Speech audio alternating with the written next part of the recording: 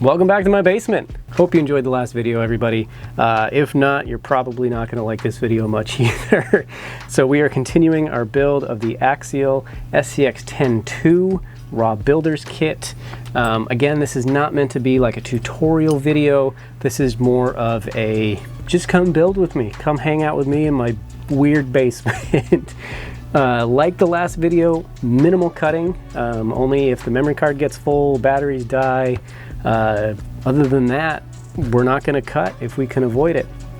In the last video we did the axles and suspension links. I'm really happy with how these came out, but right now we're going to put those off to the side because we're going to switch to shocks. We are going to build the shocks, and I need to figure out what bag they're in.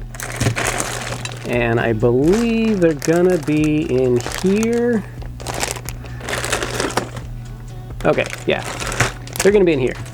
I still have a lot of parts sitting off here to the side that you can kind of see.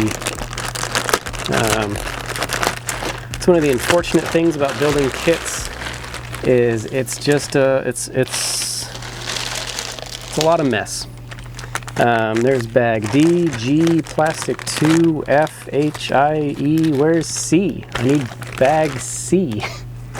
Am I not seeing it right? Open bag C. Plastic. No, we do need plastic 2. Okay, well, here's the bag we need. So once again, welcome back. I think I already said that. We're not cutting it. We're not doing that. So let me know if you watched the last video. Let me know. I'd like to hear people's thoughts on it. Transmission halves we're going to put off to the side for now. We got some 30 weight oil we're going to unbag. We got a bunch of O-rings and shock shaft. Ooh. So the shock shafts in this are, I think it's called titanium nitride coated. At least that's the color. So they're like this bronze color, brass color, which I really like. I don't know if they are titanium nitride coated shocks. That just means there's a special coating on them. It's really, really hard, and it makes the shocks extra smooth. They may just be colored that way to kind of like make the illusion of being coated that. I hope not. I hate it when companies do that. They just like paint it a fancy color to make you think you're getting something better than you actually are, you know, to cut down on their own costs. But I don't know. This thing is also super dull, but I don't think I have any new blades for it. Or if I do, they're buried somewhere, who knows where. Oh, that's the fun of moving. Everything is hidden somewhere, and you're just kind of living out of a box until you can get settled in. My wife and I are in the process of trying to find a home, but as most people are well aware by now, the housing market right now is ridiculous. So trying to find a house is tough. It's really tough. So we're just we're kind of hanging out at my sister's house until we find something of our own. And hopefully that won't take much longer. Not that we hate being here, but you know, we just like to have a place of our own. All right. I want to make sure that I'm using all the right parts here. 576, number 5. Yep, okay. We just want our rod ends for the shocks. All right. So I'm just getting all the plastic bits. We got the shock bodies. We got the, actually, did I cut off the wrong thing? No, I think I cut off the wrong thing. I need these guys. So these are the upper spring retainers. They are threaded. They are plastic. Don't love that. The shocks on the SMT-10 were aluminum shock body, plastic shock cap, which I don't like at all. especially on the SMT10. That's a mouthful, man. I hate how they name these things. You always give them like weird acronyms and they're just, ugh, mouthful. Anyways, the SMT10 has aluminum shock bodies but plastic shock caps, which is a problem because if you're going to take it off jumps, that shock cap can pop off if it's a really big jump. And these are just completely plastic. Every part of them is plastic. Don't love that either, unfortunately. But it is what it is, and like I said, these things are going to get built exactly as they are in the instructions. With this thing, so this is just going to be a scaler, just a 1.9 rig. So I feel like, yes, having nice shocks on those is important, and it does help. It's not as critical. I'm not going to be jumping it. I'm not going to be rock crawling it as much. It's not going to be like a competitive rock crawler. So in that situation, like, I'm not too worried about it. Okay, so we're going to build the bottom bits first, and it looks like we get an O-ring, a plastic, oh boy, this is going to be fun. A plastic spacer, another O-ring. All right, this is, oh wait, we need, that's the piston? All right, this is weird. This is getting weirder. I don't know how I feel about these shocks. So most of the time a piston, am I getting the right part? Yeah. Most of the time a piston, a shock piston, is like a round piece of plastic with some holes in it. And these are like, let's see if I can like hold one up for you. Ah, these are like hex shaped. Let's see if it'll focus. Come on, focus on my hand.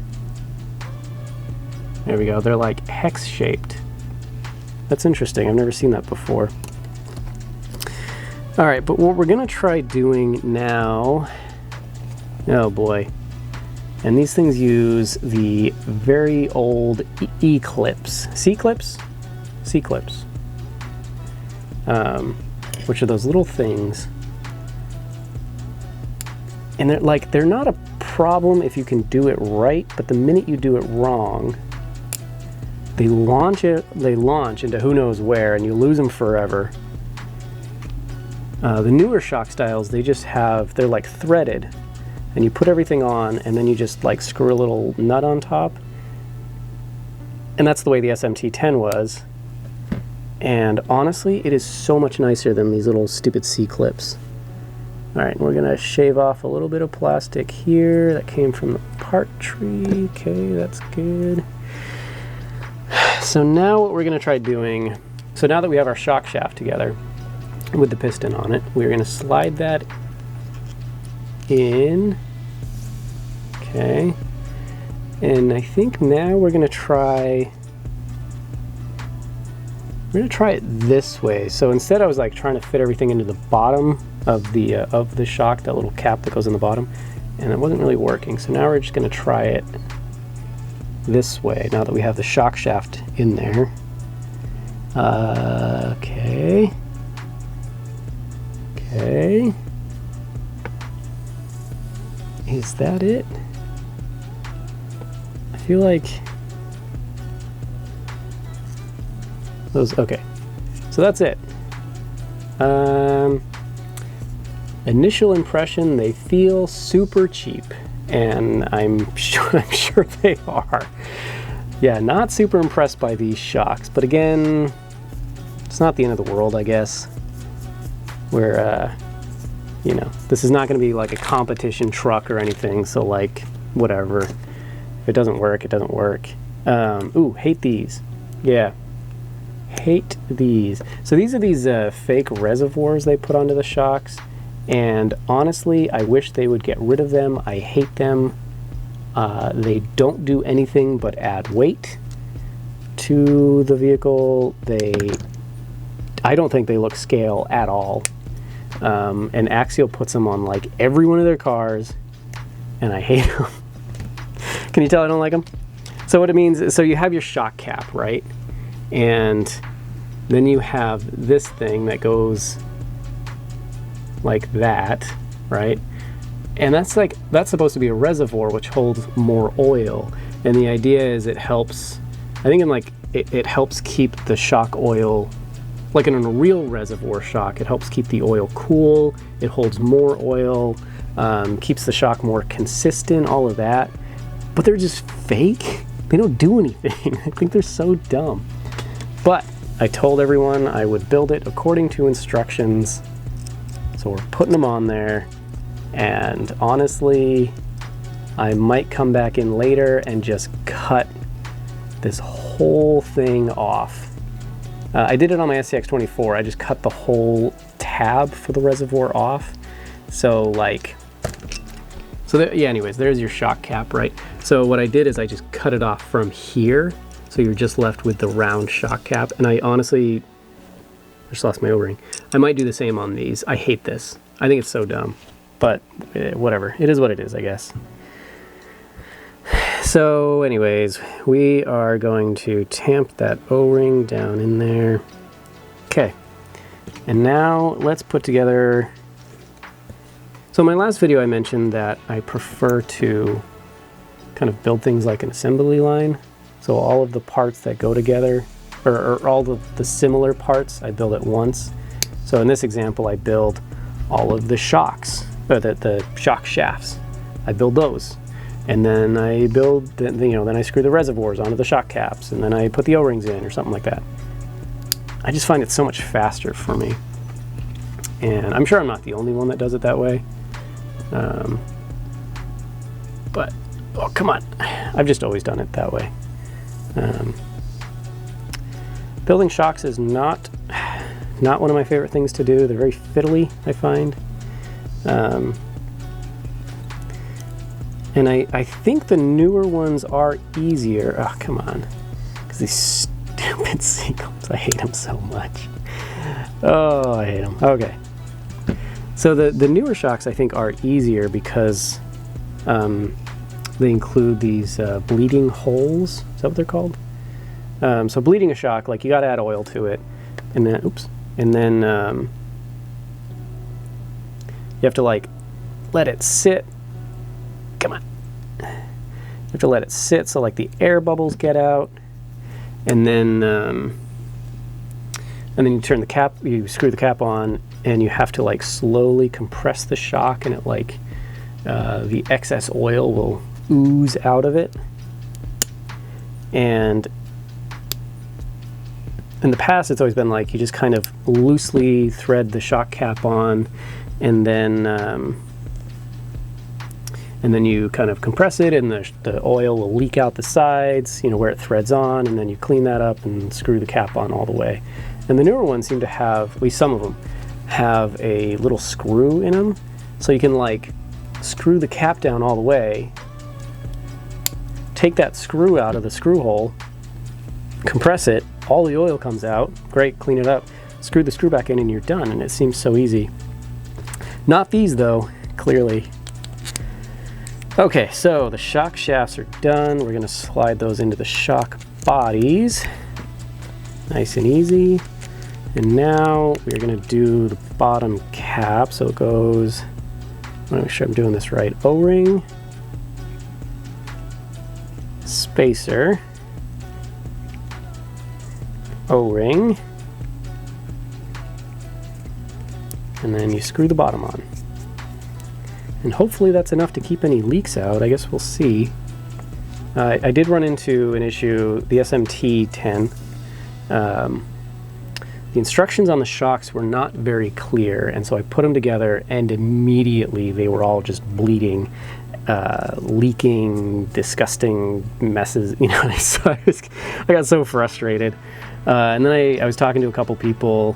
A few people actually mentioned that they had the same issue with theirs, and that made me feel a little bit better that I wasn't just some idiot, and that it really was. The instructions just weren't great. So that was nice to hear, at least. Okay, but with that, I believe all 4 shocks have the seals and the shock shaft. So we'll thread, might as well while we're here, we're going to thread the upper spring retainer on. I do like that these are threaded It seems like most shocks these days are threaded. A lot of them, you know, you see them like Traxxas vehicles will do what's called a preload spacer, and those are just, uh-oh, I'm missing one, right?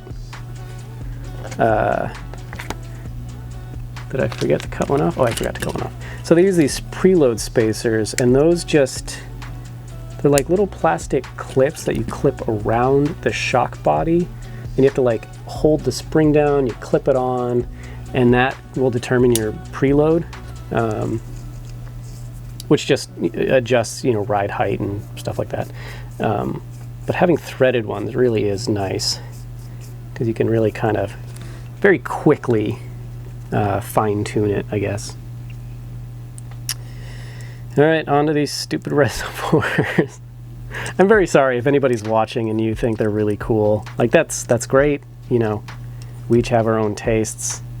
I've never been a fan. You know, I think if they were functional, that would be cool, and obviously an added value.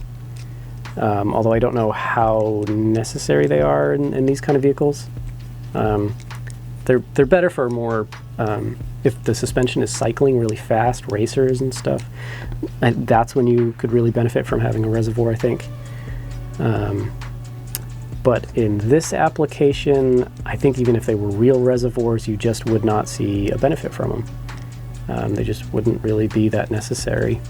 But maybe I'm wrong, I don't know. If you have reservoir shocks, I've never driven them before, so if you have them, you know, I'd love to hear from people, their experience, you know, if they noticed a difference or not. I don't know. But seeing as these are all plastic body anyway, I don't think it'll be long before I switch these out for some better performing shocks. Okay, but I think I need ball ends, which are, this is a good question. Where are they? Here we go. We got some right here. Right? Yes, okay. So we need 4 of these guys. Right? Or do we need 8? We need 8 of these guys. Okay, there's 4. I don't know, I think these may be the last ones we need. Okay. So we got our rod ends. Can these snap in? Last time we were able to snap some in by hand. I don't think that's gonna happen, so we are gonna grab our shock building tool, which just so happens to be somewhere on this bed. There they are. There we go, there's 1. There is 2. We got, come on, 3, and we got 4. Okay. So I've talked about these before, but the reason these are so great is you can kind of grasp onto the shock shaft or the shock body while you build your shocks. And this is really important. You don't want to grab this with a pair of pliers unless you have a piece of tape or napkin or paper towel or something around the shock shaft, because you don't want to scratch the shock shaft if you can avoid it, because the worse the scratch, you could risk, what was I going to say? You could risk causing leaks. If you really scratch the shocks, you could cause a leak, you know, as the shock shaft travels in and out of the body. Of course, that wherever the scratch is would pass through the O-rings. If they're really bad, could lead to the shock leaking, which you don't want. I feel like I'm just rambling at this point. I do appreciate, if you guys are watching this, I appreciate it. This is a bit of an experiment for me, doing these long format videos. Like I said in the last one, I normally just cut it down to the important parts. YouTube seems to favor longer videos. Some people, myself included, enjoy watching longer ones. So there are a few channels I follow that do, you know, 45-minute videos, and a lot of times I'll put them on as background noise. Like if I'm, working on the RC car, you know, working on something, I'll just put it on in the background, and I'm not paying super close attention. So more just have, you know, some noise in the background, so I'm not left alone with my thoughts. But no, it is, I do enjoy it, and so I've been wanting to do one, and you know, getting this kit was kind of a good opportunity to try it out and see how I like it, you know. And that's why I've been saying, you know, if you guys do like it, leave a comment, let me know. These videos are not meant to be tutorials, like I mentioned earlier. You know, I'll try to chime in with some tips and tricks that I've learned over the years. You know, I'd love to hear some, you know, if you guys see something I'm doing stupid, I'd love to hear. I'd love to hear your advice. Okay, so with that done, we are now going to switch to the oil section. And I actually have, so this is from the SMT10 sitting here. Hang on, I don't know if the focus is right. There we go. So this is from the SMT10, so we might as well use up this bottle. It's the same weight, they include 30 weight. All right. So the way I like to do it is fill it up with the shock shaft extended and then slowly push it up. You want to do this slowly. If you go too fast, you are just going to spray shock oil everywhere. And trust me, I have done that. All right. So yeah, so as you slowly push it up and slowly pull it down, it will open up some pockets of air, and then you just kind of put in a little bit more. We're going to put these off to the side here to kind of let the bubbles come out.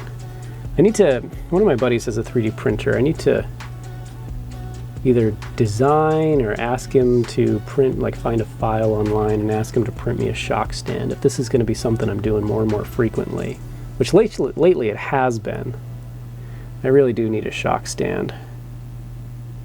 I used to race 1/12 scan pan cars, 1/12 scale pan cars. I feel like it came out weird. And I also used to do, I didn't race competitively, I more dabbled, but I also did two-wheel drive buggy way back in the day. And one of the things I always appreciated about that scene over kind of the crawling scene is how committed they were to dialing in their suspension.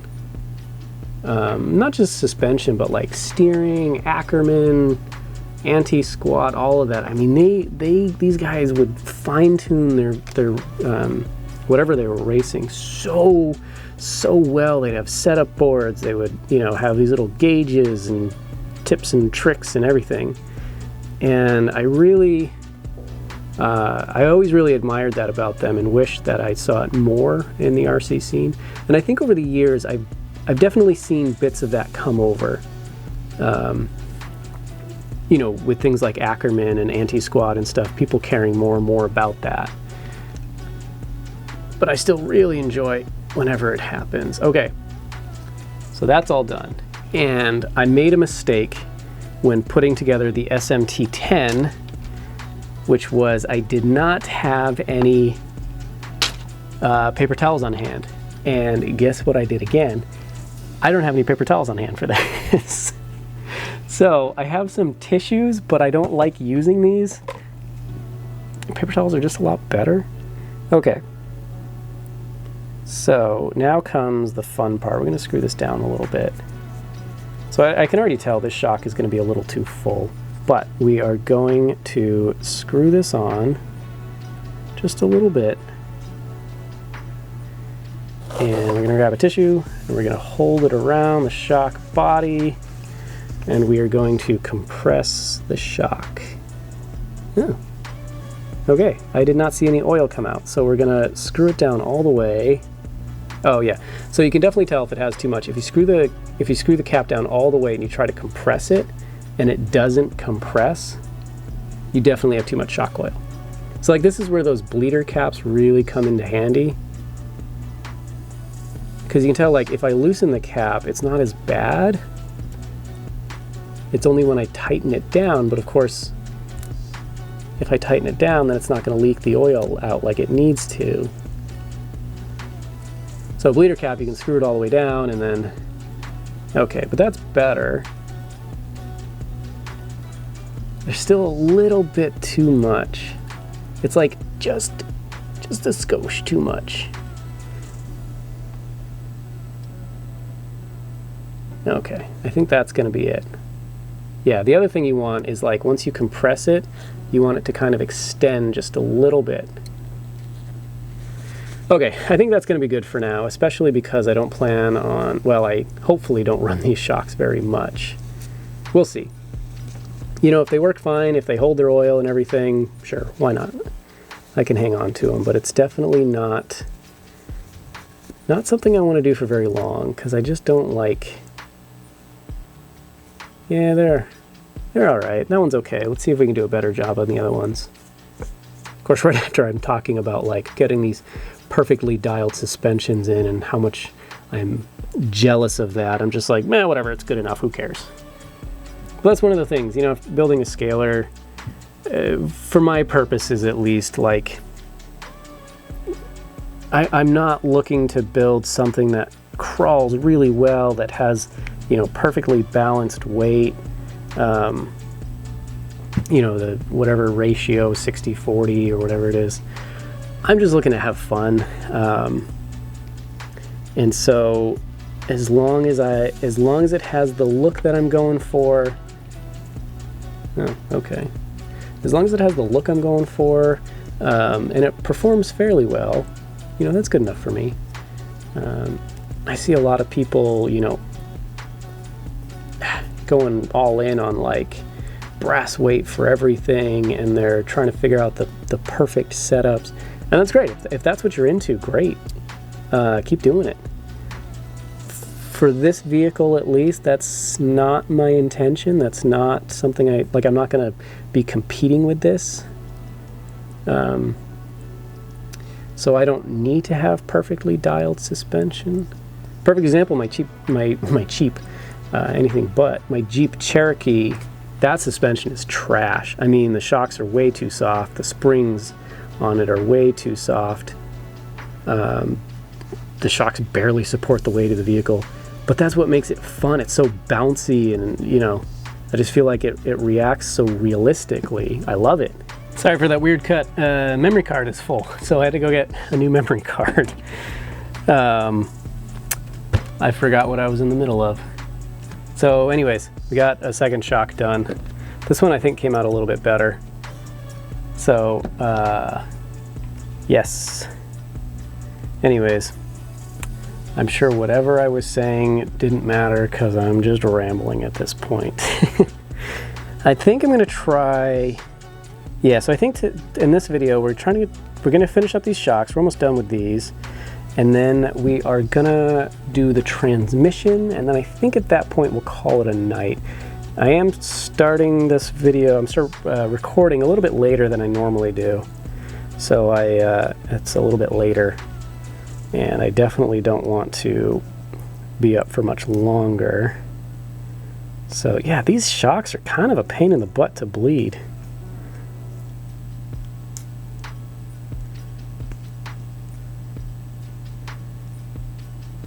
All right. You know, see, that's like, you gotta screw them down almost all the way to be able to tell if there's enough oil in them or not. But by that point, it's like the shock doesn't compress, so it's like you need to go in with a little paper.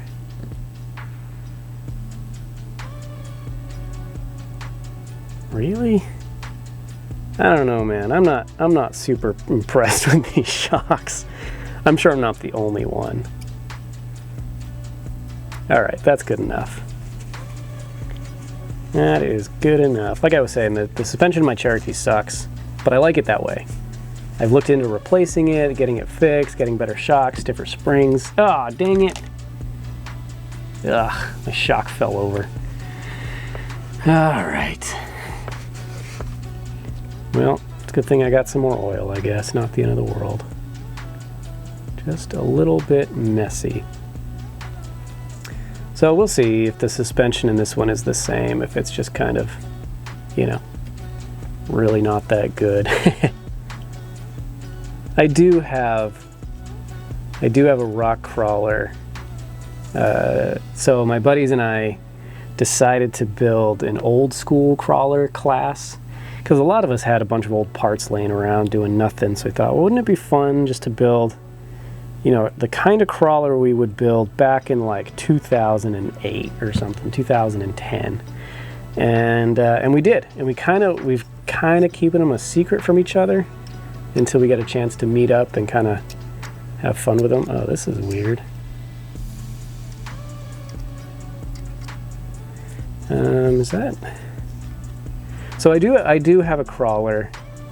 I would show you guys, but like I said, it's supposed to be a secret. So we should be meeting up. We're hoping to meet up in the next few weeks, and once we do, that's when I'll show it off and everything. You know what? It's good enough.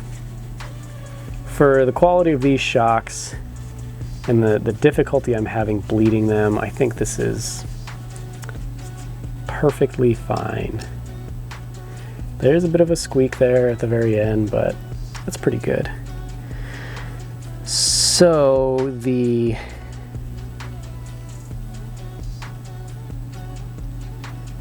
okay. So front gets the yellow and the rear gets the white.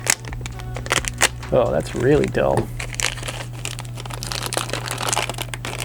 So anyways, with that old school crawler, I definitely took much more time and I was much more careful getting it set up and everything. Since this one is just meant to look good, you know, I want to make some videos with it when it's done. It's really just meant to look good and be fun, kind of an all-around basher kind of thing. Ooh, this one's real goopy. Not super worried with performance, at least for now. And that may change, you know, over this car's lifespan. I may decide to turn it into something else.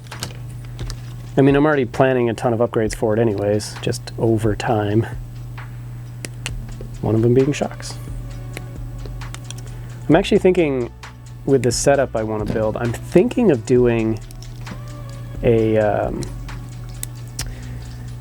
I'm thinking of doing leaf springs in the rear, which would be a lot of fun. Oh, what? That's lame. Yeah, cutting costs.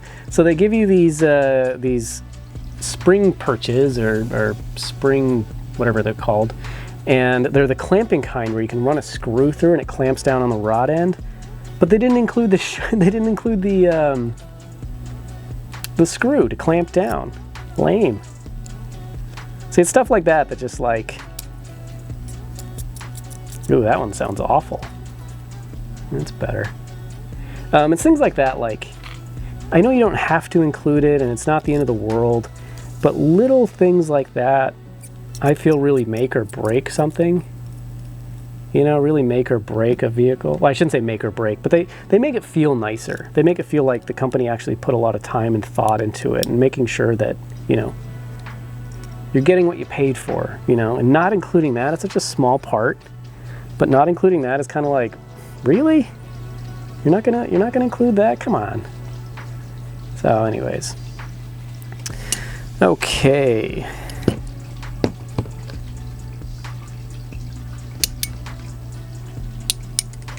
Now we're just gonna pop those in. And I don't know, I'm thinking, so I'm trying to like plan this out, and so I'm thinking I want the flanged end of the balls to be towards the shock mount, and I think I want to have the reservoir facing towards the rear on each shock. I gotta make sure that I'm, okay, wait, which one is this? White goes in the rear, and this one is yellow, so this one is in the front. So anyways, I'm just like making sure I put the flanged ends in the right way, just to, when I go in and mount them later, they line up the way I want them to. Okay, now for the front. All right, the shocks are done. Am I happy with them? They're fine. Not super happy with them. I may go back in and later, and after I drive around a little bit, if I notice a huge issue, I'll go back in and fix them. Rebuild them maybe. See if I can do a better job the second time around. Oh, that is brittle sounding. Wow. Man. So this plastic for the transmission is definitely a lot stiffer, which I guess makes sense. You don't want everything else is this soft plastic, which of course can bend and twist, and for the suspension, or for the transmission, you definitely want something that's going to hold its shape and keep that gear mesh. Right. Let's get on to bag D.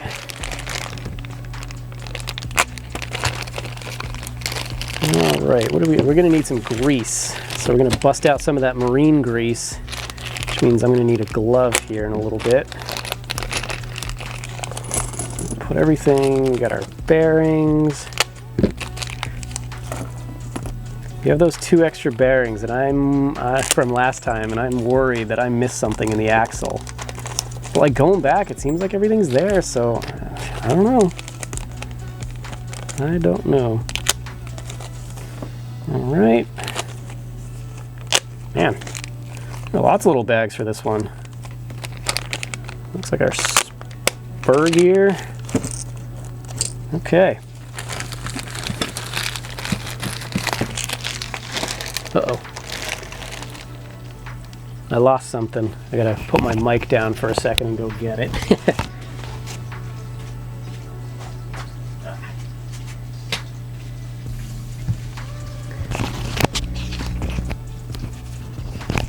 This little spacer. Don't know what it does yet, but we will find out. I bet it's for the spur gear, though.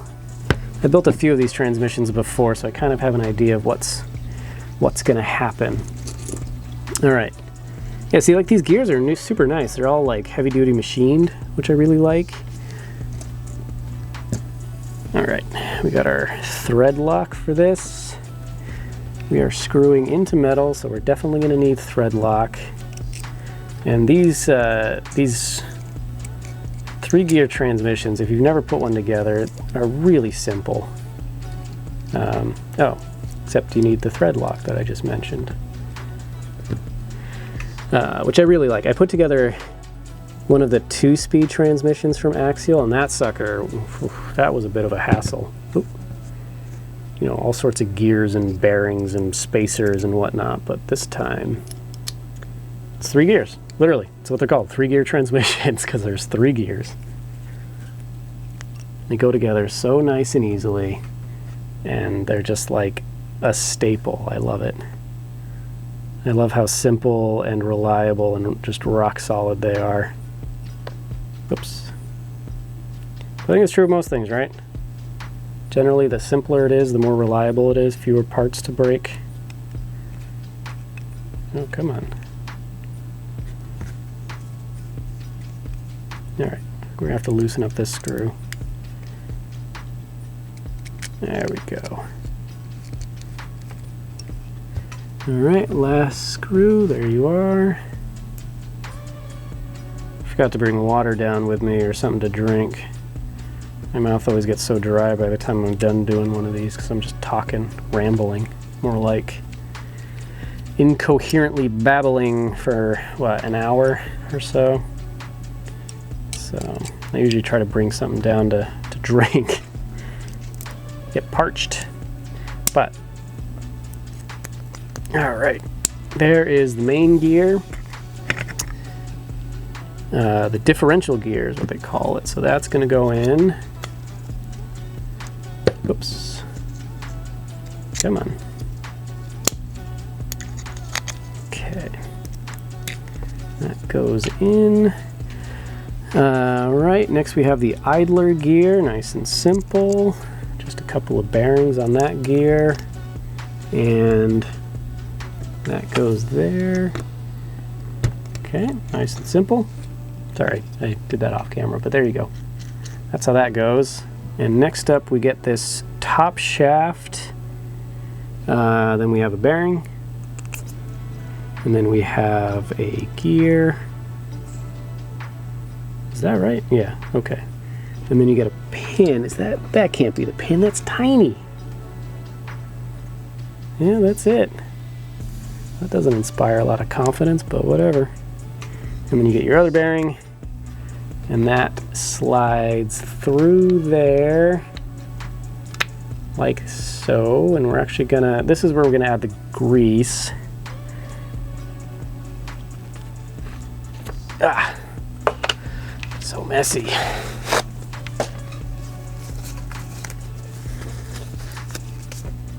If you're gonna do it this way, definitely do it with gloves. I've done it without, and it's it's always a mess. It's never worth it. Okay, and I think what we're gonna do is we're actually gonna remove the gear we just put in, if we can. Yeah, there we go. Maybe, maybe not. You know what? Screw it. Just leave that in there. We're just gonna work around it, I think. Okay. Here's what we'll do. We'll remove the main diff gear. So just to give me access so I can put a big old dollop in there. And then we can put that back in and spin it around and coat the gears. But we're definitely gonna need more. So let's do that again. Actually, let's put it, yeah. Let's just put a big old dollop on the diff gear, huh? Let's be smart about this. Okay. And this, again, firm believer, you can't add too much, you know, especially in a transmission where it's, you know, this is where you're gonna see a ton of wear and tear. So just like layer it in there. Why not? It's messy, but you know what? It works. Okay, so with that done, let's put the cap back on. Take that glove off. And put that cap on. Okay. That spins nice and smoothly. We got some flathead screws here to go in. I believe they're all the same size. And we need 4 of them. For this, we're going to use this guy.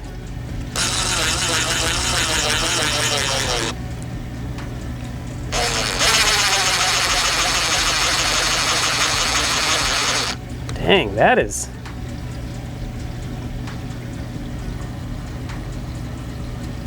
Huh. That's a tough plastic. I almost feel like the screws are, or the screw holes are like too small. But I have the right screw, right? M3 by 12, yeah, wow. It almost feels like the holes are drilled a little too small for this.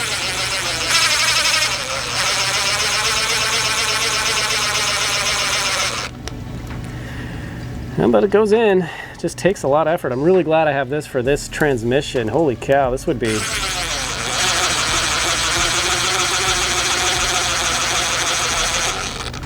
That would be a chore by hand. Oh man. And I get it. Like I said, the stiff plastic is so that the gears don't... The plastic doesn't flex and the gears hold their mesh.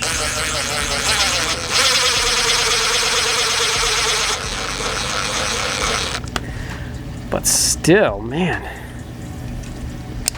Then we're gonna go in and tighten them up by hand. They shouldn't need much. All right. There's a bit of grease on the outside, so we'll clean that up as well. Yeah, and there we have a transmission. Next up is the slipper clutch, and then I think we're gonna call it a night there. There's like the drive shafts and stuff, but you know, it's already pretty late. You guys are probably getting pretty bored. So we are going to finish up the slipper clutch and call it a night for this one. And this is pretty easy. You put these slipper pads, oh boy, can't even talk anymore. So you peel off this adhesive and it gets stuck right to the slipper gear. And like, I don't even know how I feel about slipper clutches on these kind of vehicles. I just feel like, you know, I don't know. I almost rather have just like a direct. Yeah, it's interesting. It comes with two spacers. It comes with this like gray one that's the same plastic, or a black one. The black one was in the bag, so I'm just gonna use that one. So that slides down on, and then you got this. So you may already know, but for those who don't, a slipper clutch is designed to, like it says, slip. So you can tighten down on this nut here. Let me zoom in. So this nut here tightens down on this screw, which then puts pressure on these plates, which then clamp down on the spur gear. So the tighter you tighten it, you know, the more you tighten that nut, the more it puts pressure on the spring, which puts it's getting late, which puts pressure on these plates, right? So the tighter it is, the less it will slip. The looser it is, the more it will slip. And there's kind of like a, let me zoom back out. There's kind of like a happy medium where too loose and you lose a lot of power. And so like the motor will spin and it just spins the spur gear without really sending a lot of that power to the transmission. But too tight and you risk damaging your transmission. So like if you just jam the throttle, you know, it kind of sends that shock down through the gears, and you could potentially strip a gear, break a drive shaft, whatever. But it depends on the person. Some people like having a little bit of slip, so if the tire is bound up, instead of that motor forcing that tire to spin, which could break something, it lets the spur gear slip, saving the transmission and drivetrain, but losing out on that traction and power. So it's kind of like this, you know, what do you prefer? It depends on the application. I usually lock it down all the way. I am not the kind of person who, if a tire is bound up or if the truck is bound up, I'll just like peg the throttle back and forth trying to get out of it. You know, if something is really bound up, I typically will just be like, okay, go rescue it. You know, it's not getting out. And that way I don't have to worry about damaging the transmission, and I get all of that power delivered. But with that, we're just gonna throw the gear cover on just so I don't lose it or the screws. And with that, I think we're gonna call it a night. I don't know if this video will be, probably not as long. I haven't edited the other video yet. Uh-oh. Oh, there it is. I don't think it's as long as the first video that I did. So again, if you like this format, let me know. Comment down below. If you're still watching, thank you. I know this is kind of a long, boring video with not a lot going on, but I appreciate it. Yeah, so not much. You know, we got 4 shocks and a transmission tonight. Not a ton of progress, but all very important stuff. So in the next video, it looks like we'll be doing drive shafts and starting to mount stuff to the chassis. And honestly, yeah, the next video might be the last. I don't know, we'll see. Because it's, yeah, the drive shafts don't take very long, and then it's just screwing plastic bits to the chassis, when that always goes really fast. So yeah, next video potentially may be the last of this build series. So thanks for coming on this journey with me. If you're still watching, I really appreciate it. Let me know how you like these. I enjoy doing these. I look forward to, of course, building them, but also just kind of rambling, and I hope you enjoy watching them. But until the next one, which shouldn't be out, shouldn't take too long to come out, have a good day, night, afternoon, whatever it is, whenever it is you're watching this, and yeah, always like, comment, subscribe, recommend it to a friend, whatever, do whatever you want. But have fun, I guess. That's more important than anything. So we'll see you later.